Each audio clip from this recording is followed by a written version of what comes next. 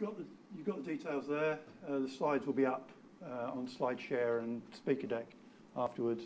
So that's enough about me and my personal life. Python is absolutely rubbish at speed. So that's not very good.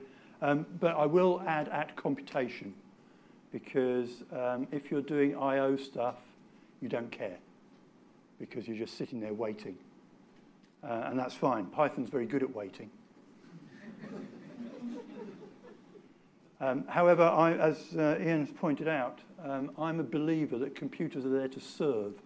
Actually, they're there to contribute to the heating of the planet, which is a bit anti-green, that. Pity. Anyway, more to the point, this is the CPU-bound, I/O-bound thing, and I'm not going to get into Python as I/O, Flask and all that sort of stuff. Great, love it. Anything with an event loop, you're probably not going to even warm up the CPU. We're actually talking about real crunching stuff here, and when it comes down to it, the Python heap is a mess when it comes to doing numbers. So you want to actually get rid of that. So rather than just waffle in the abstract, which is a waste of time and effort, really, we sent the Python off to do some research into a really interesting problem that would fit on one slide and yet have everything we need to know about parallelism. And so we came back with pi, which seems fairly reasonable. And no, I don't mean that way. What I mean is, what is the value of pi? Interestingly, of course, we know exactly what the value of pi is. Okay, it'll take a while, I think, that one.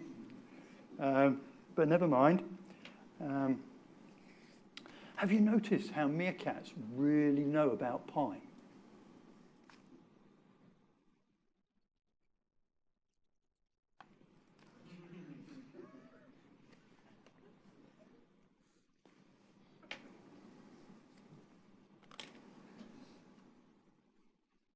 Oh, well, never mind. We haven't got any mathematicians in the room. So what we're going to be doing is approximating the value of pi so that we've got a number. And I don't mean just going math.pi. Yeah, the problem with math.pi is it can change. You ever tried that one? Math.pi equals 3.2. Python's happy with that. And it's great for the lawmakers in Illinois who in the 1890s tried to pass a law to say that pi was 3.2.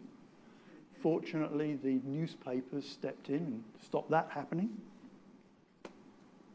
So people have had a chance to have a look at that equation. There's no way you're going to deal with that numerically. Integral equations, we need to make an approximation to pi. And so we go to some form of summation. And hopefully, computers are fairly good at doing sums, unlike humans. So the conception here is that the integral equation is finding the area under the curve exactly, whereas the approximation quadrature is you draw lots and lots of rectangles underneath the curve and then sum the rectangles. We can calculate rectangles really quite nicely. And so there the picture's got 3, but think of having a nice number like 10 to the 7. So we're dealing with big numbers here, 10 to the 7. So what we want is code.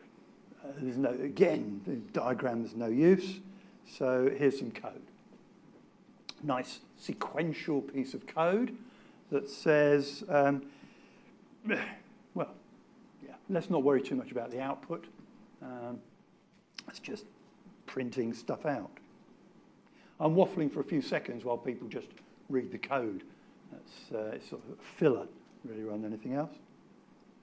How many people would have written that code? Yeah, I think most of us, if we were being honest, would have written that code. How many people, though, would have written that code? Possibly not as many. unless you come from a Haskell background, in which case you would say that this first form was complete anathema. It defies the rules of programming, where you must never have explicit iteration. The functional programmers wouldn't be too happy with this because they know under the covers reduce has actually got iteration in it. But yeah, it's declarative. Yeah, it's nice.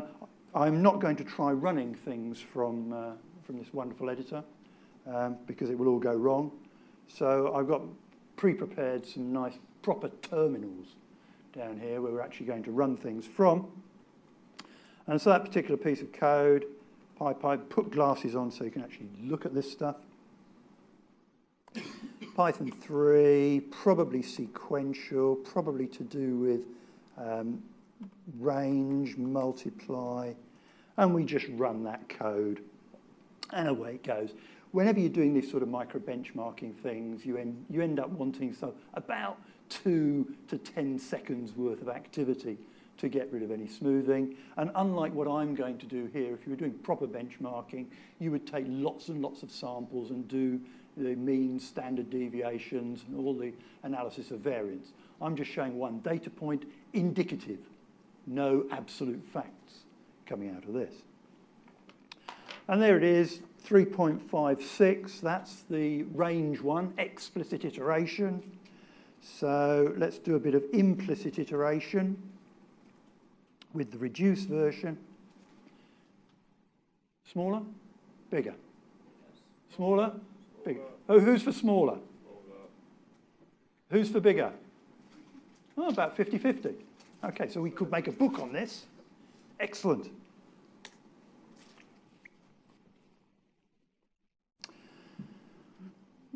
Again, be aware, it's one data point.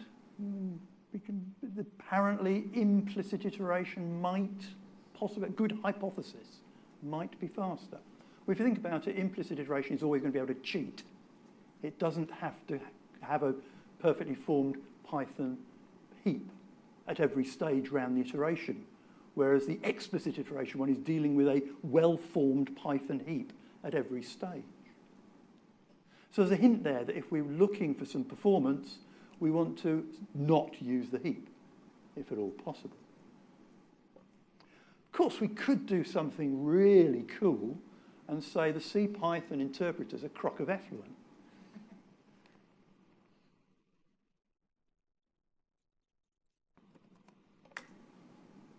Would help if I put a 3 on the end.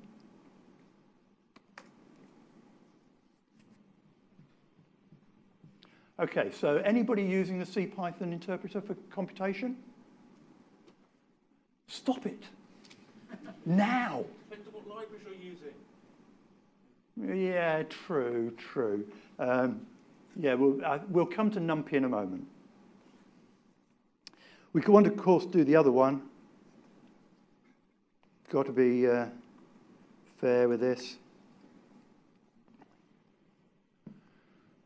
Only one data point, not a fact, but a nice, interesting hypothesis. Okay, so implicit iteration on PyPy, big win. Or is it? Is it a big win enough? Don't know. What else can we have a look at in here? If it's not going fast enough, what do people normally do? I suspect the word siphon might well appear. Profile it first, obviously, to find out where your bottleneck is. We know where the bottleneck is. Good practice. Yeah, okay, yeah, that's true. Okay, so can we profile this and find out where the bottleneck is? Yes, it's the for loop. It's pretty straightforward on this. In general, Ian, you're absolutely right. In this particular case. Just because it turns out a summation and a multiply will cost the same in Python 3, and that is often a surprise. Say an exp or a log can be equally expensive as a summation. That is true, yes, absolutely. I'm taking the for loop as a whole here rather than the bits. But Ian's point in general is absolutely right. Get the profiler out and away you go. Basically, read his book. I didn't say that. wasn't going to be so explicit. Put glasses on, I can't see the screen. What people would normally do is they would go down to something like, no, not that one, that one. They would go down to something like this and write their Python, well, cut and paste. This is a situation where you're allowed to do cut and paste. You cut the Python, paste it into a Python file, then mark it up. That's what I've done here. And in this particular case, perfectly reasonable. We've got C types here. We've got all the bound checking stuff, it's the annotations and everything. But it's fundamentally cut and paste of the Python code. And you do that. Whoops, went the wrong way. No, we don't want to do pi3 on this one. We just want the Python, whoops. Python 3, extension, Python. Sequential, engage brain. I've pre-compiled all of the executables to stop people getting bored, to be honest. It's just watching scones at work really just doesn't interest most people. Okay, so 1.59. Can anyone remember what we had before? It was sort of, up here, it was about 3-ish. Oh, so we've only got half as fast. That seems a bit strange. No, count the zeros. Forget 10 to the 7. We're now doing 10 to the 9 iterations. So we've 100 times more work in roughly half the time. So that's pretty good going, I think. Yeah. But why bother with all of this stuff here? This is not Python. This is annotated Python. You have to be damn careful with it. Why not use a language that does it properly? Most people would then say, well, you've got to go to C. And yes, reticence, good idea, because C is a really rather dangerous language, particularly for doing this sort of stuff. And so you then say, well, we've got to do it in C++. But remember that C++ has changed moderately. And so I wonder what happens if I try and look at the C++ in here. I'm going to be dangerous. I'm going to have a look at Python or the boost. Yeah, let's have a look at the boost one. Oh, no, let's have a look at the C++ one. Okay. You can do stuff like that. And you can then directly call that PyPy or CPython. But it's got explicit iteration. This is really not a good idea. Or does it matter? It's C++. Well, actually, this would be considered C, written in C++, ancient 1998 type stuff. And most people these days would be using Boost Library or C++ 14 or something like that. And you get code looking like this.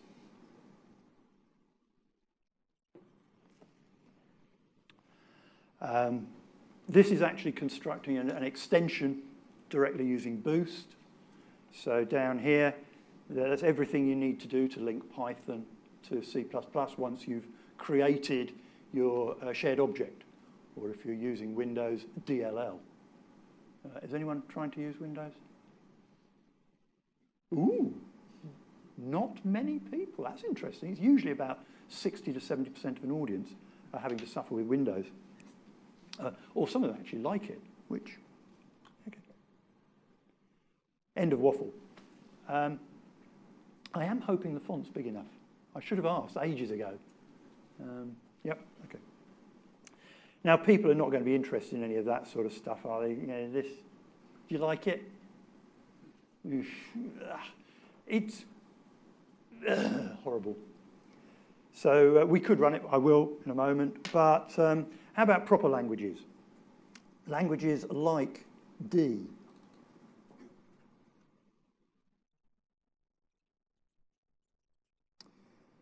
So you could do for each, all the usual rubbish. No, let's get down here. Reduce, and then you get a lambda expression, and iota, which is basically a range. And in this particular instance, I've not beautified it nicely. But a lot of people see this and they think, well, why bother with Python? We just do the whole thing in D. And if you're doing computational stuff, a lot of people have. One or two of the hedge funds in and around London have given up using Python and just gone straight, started using D.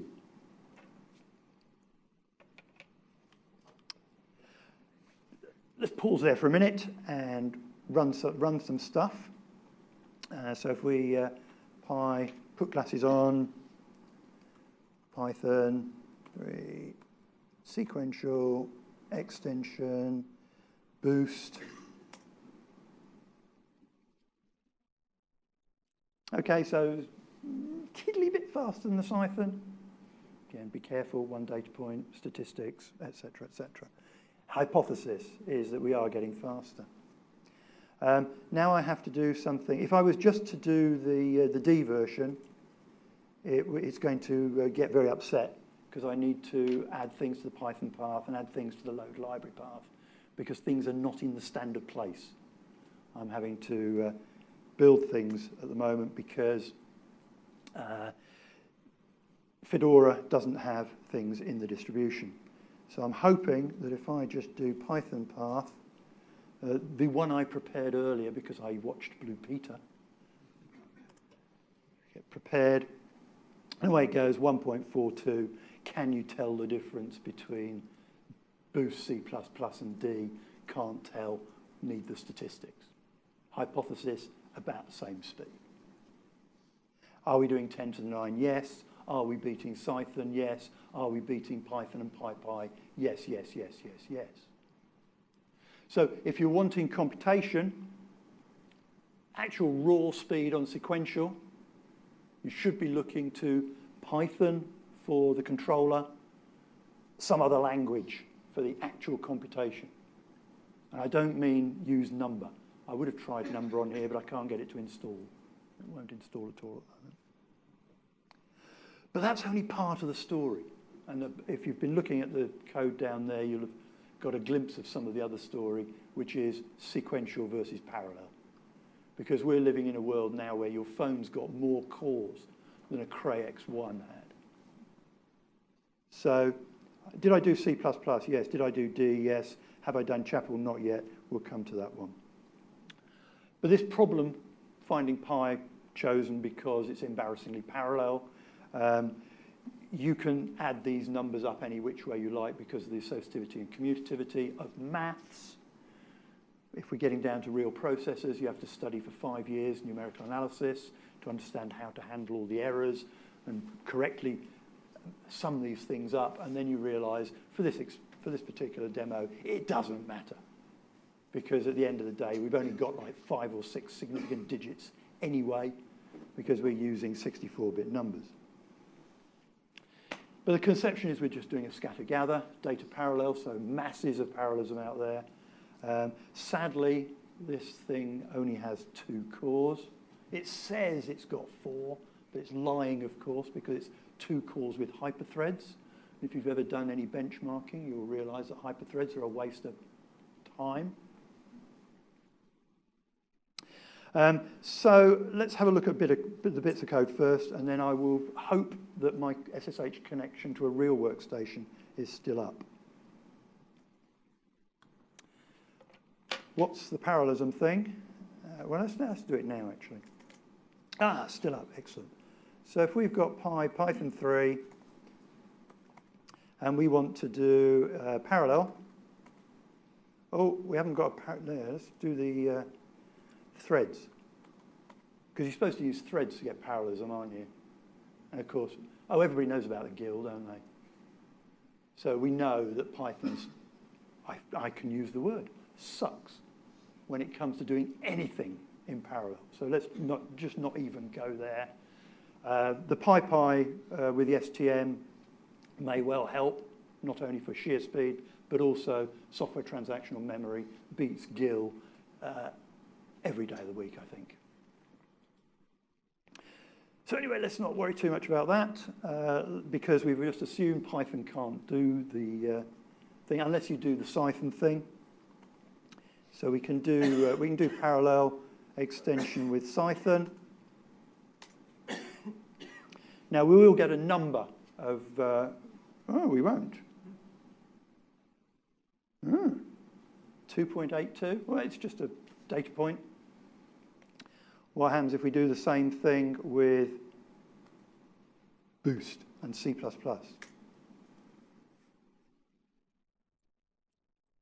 Okay, Python loses, even on one data point. I would say Python loses, but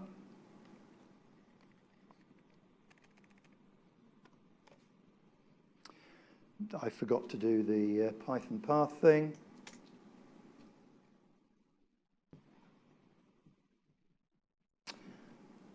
That's a bit annoying. What's the problem there? That's the sequential one. I just did the wrong cut and paste.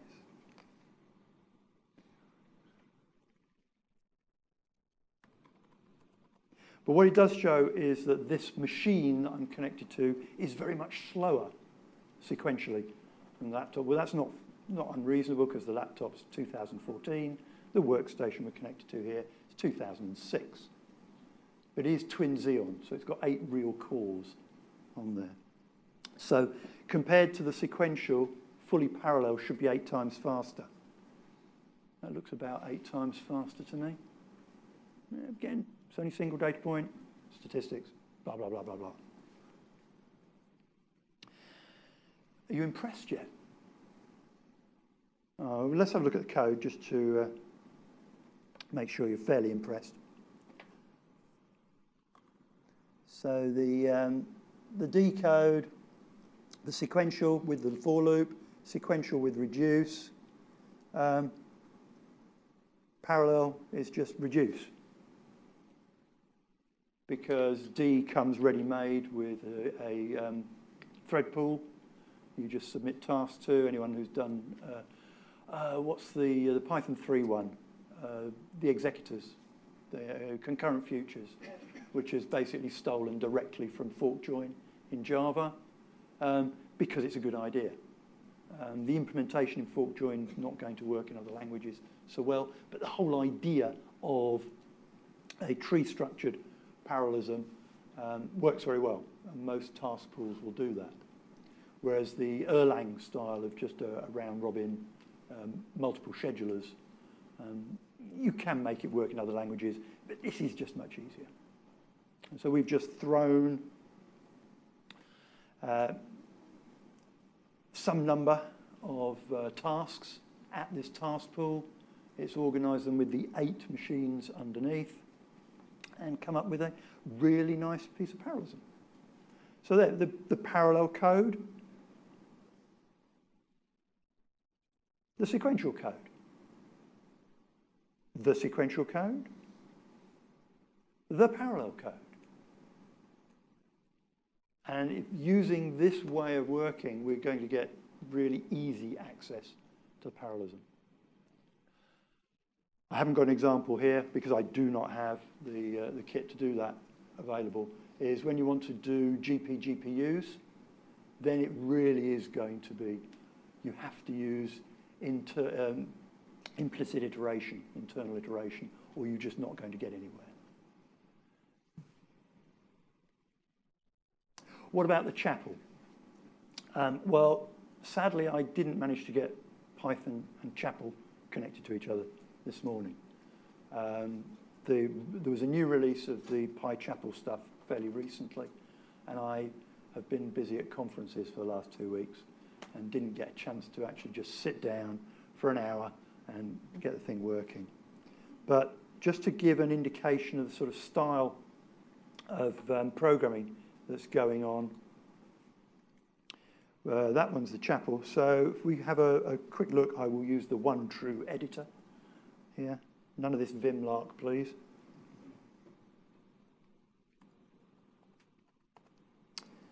So we want the sequential 4 just to with multiply, because then that's the comparison.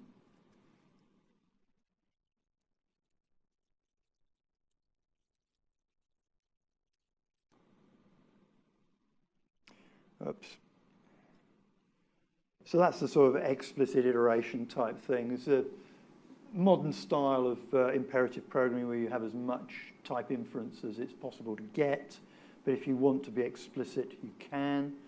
None of this var-val rubbish, because that's, in terms of psychology of programming, the difference between var and val is almost 0. So here you've got const and var and param. And how many Fortran programmers have we got in the room? 1 or 2. So the param and const straight out of Fortran thinking, really. That works, but as you probably spotted, it's not really the way you would go forward. You'd actually have reduce, which we've got over here.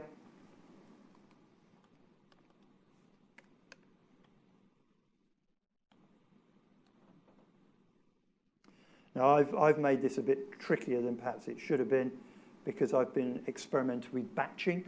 So instead of letting the thread pool work on things, explicitly map some slices of the number of tasks down to the number of processes that you've got. And I've also been parameterizing this on the number of tasks to compare scaling. So 1, 2, 8, 32, to see if we're actually getting some form of linear scaling here. I'll run those in a moment. Why am I at all interested in languages like Chapel?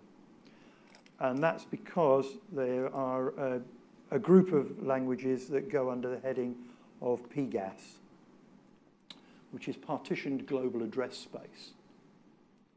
So your program has a single address space, and within it, you partition it into domains. And one domain may map to a cluster item on the other side of the world. One might map to a cluster item on the other side of the room. You are in control of working with those domains, so you're in control of the clustering that's going on. You might have all of your processors on the one machine, in which case you've got very light communications. Point there is you've abstracted over local processors clusters, but in a way that you're in control. Many of the actor frameworks just say, oh, you put the actors anywhere, and ignore the communications cost. The idea of the partitioned global address space is that you're very much in control of the communications costs in the global address space yourself. And so that's why I've got processors. Whoops, wrong marker there. This is actually describing a data parallel local activity. And that's what I want for going on demos, because I have to make sure I can do things on the single machine here. So just running these. Pi. I did the sequential one first, and it would help if I could spell pi. Sequential, I think with 4 multiply was the one I showed, which would make sense. And so we're not losing anything. It's in the same ballpark of performance for sequential. So C++, D, Chapel, roughly the same. You compare it with C, roughly the same. Not really much overhead. If I do the reduce one, it would help if I just did pi reduce. Okay, so we're looking at the scaling with 1 task, 2 tasks, 8 tasks, 32 tasks. And does it look like it's going 1, 2, 8, 8? Roughly. Again, it's not statistically significant. It's just a single data point. We'd have to do lots. But it looks like we're getting roughly linear scaling, which is what theoretically we should get out of this. And if I did this with D, we get roughly the same thing. If I did this with C++, we get roughly the same thing. If I do this with Python, we get 1, 1, 1, 1, unless you use Cython. But we've seen that Cython's going to be a lot slower than these languages.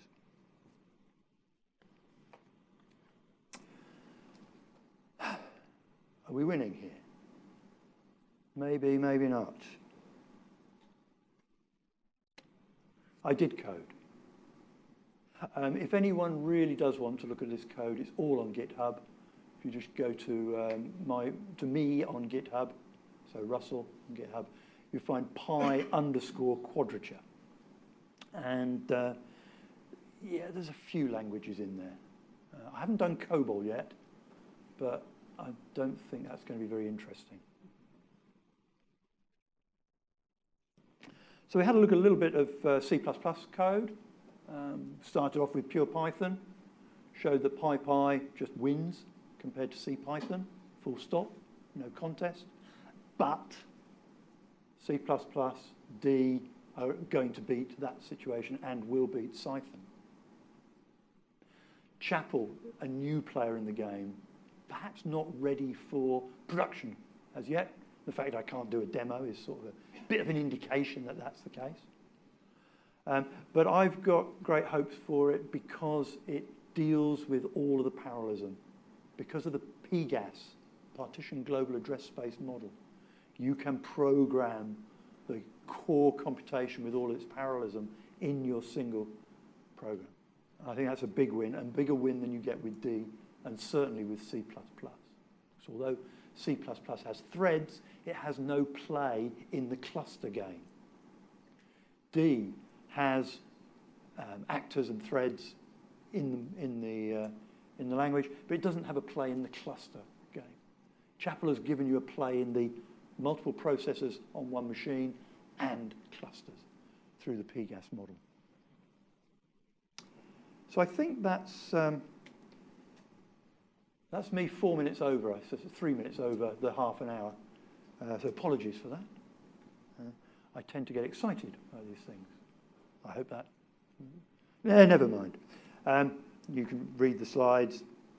I didn't do the NumPy one because I thought that might get too aggressive and we'd need like 90 minutes to deal with that one. NumPy, forget it. It's just not up to it. It cannot do the automated parallelism well enough to get anywhere near competing with C++, D, and Chapel. I can run the numbers if you want, and they will always be worse, sadly.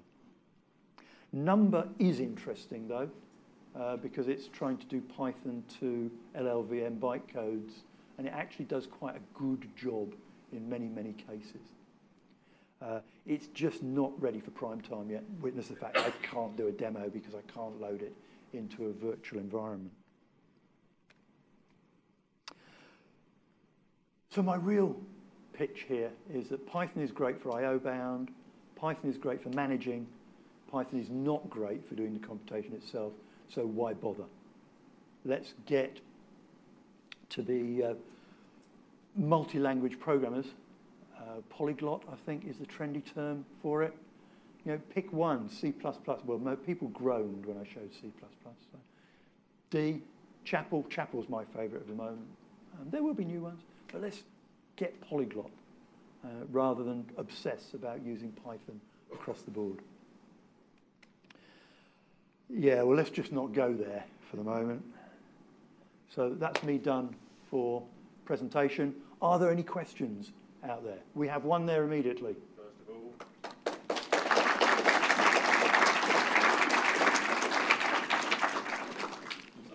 all. Sorry, that gives time for apology. Yes, of course, the clapping was there to give time for the person to bring the microphone.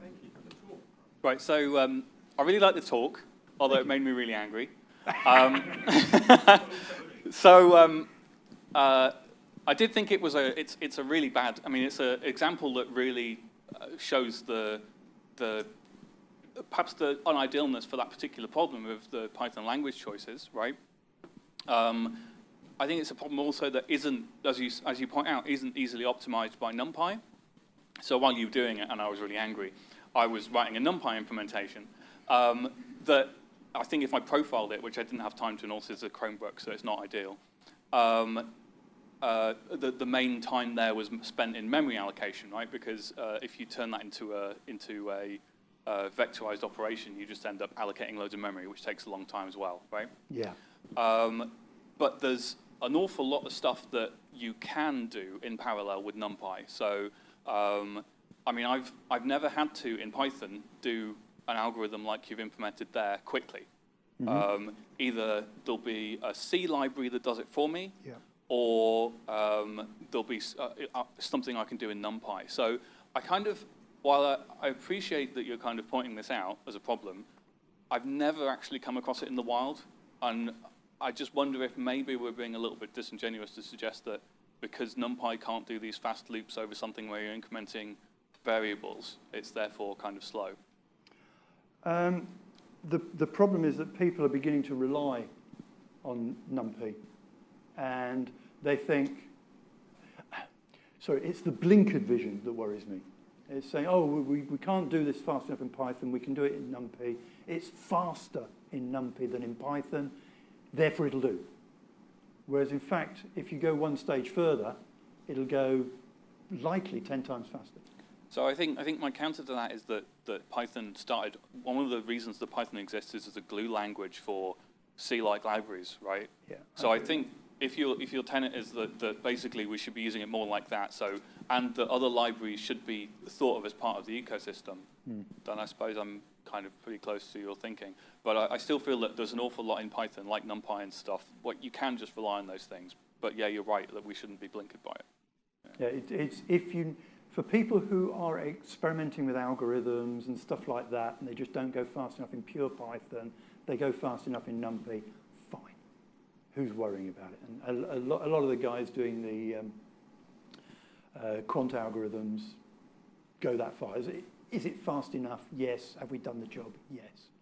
It's for production codes where you actually really do need raw performance. Mm-hmm. And the Python is there to do the rendering of the imagery. Matplotlib may not be fast enough, but that idea of offloading to Python, the I/O stuff, the rendering stuff, is the model that CERN's got is fine. I'm just not convinced that C++ or C is the right language for the extensions. And I'm thinking we should do it with Chapel. Mm-hmm. Leave that one there for a minute. I saw a hand over there first, if I may. And then there's number 2 over here, number 3 down here. Just one of the things that surprised me is how quickly you wrote off Python. Because one of the nice things about it is you really can just cut and paste your code, and it gets you most of the way there. Well, I think the same argument that we've just had here about NumPy applies there. If it's too slow in Python, then you go to Python and it's fast enough and you've done your job. Who's arguing? It's when you then put it into continuous production over and over again, and you could get 10 times the speed out of it by going a little bit further than just Python. I think there was a person here who's already got a mic. I was just going to ask if you looked at Julia, and where does that fit in with all the other languages? Julia's very interesting. It's not getting the traction yet because there's people still trying to get off MATLAB. And those people have heard about SciPy and NumPy, and they've just moved from Matplotlib to there, and they haven't looked at Julia yet. So I think we need a couple more years before we find out whether Julia's going to make it. I mean, I've played with it. It's very nice. Do you know where it sort of fits in your benchmark? It's, I haven't done actual benchmarks for it, but it does fit in just above Python. So it is faster than Python, that's for sure. But it's not quite as fast as, well, the very fastest is really hard-coded C++. C doesn't come anywhere near it. If you want real speed, you have to go for threaded building blocks with C++, and the code is not pretty. I think we're probably getting to the stage we have to ask for the last question. Another question or two. Oh, right. I've heard about that since D was started, it was C++ but sane, and you kind of gave the same impression. Why is D not more popular?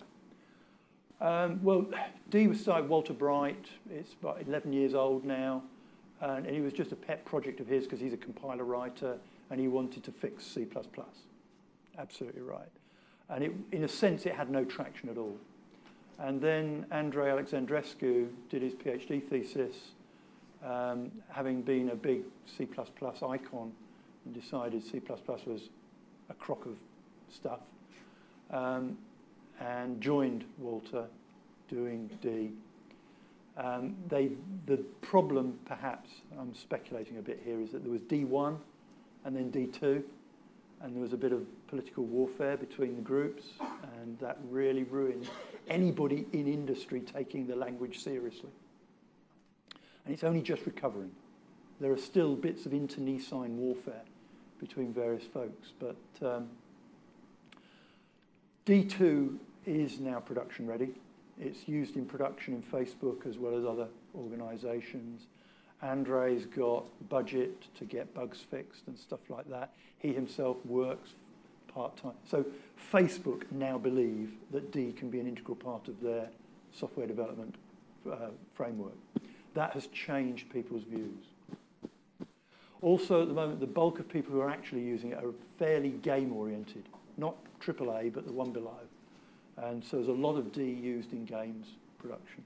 You just don't hear about that. And so there is a bit of good, solid traction for D. But can it beat Rust, now that Rust has got all this sales pitch going on from Mozilla? Interesting times. So traction, no, not yet. Could it have? Yes, I think it could, and now is the time for it to have it.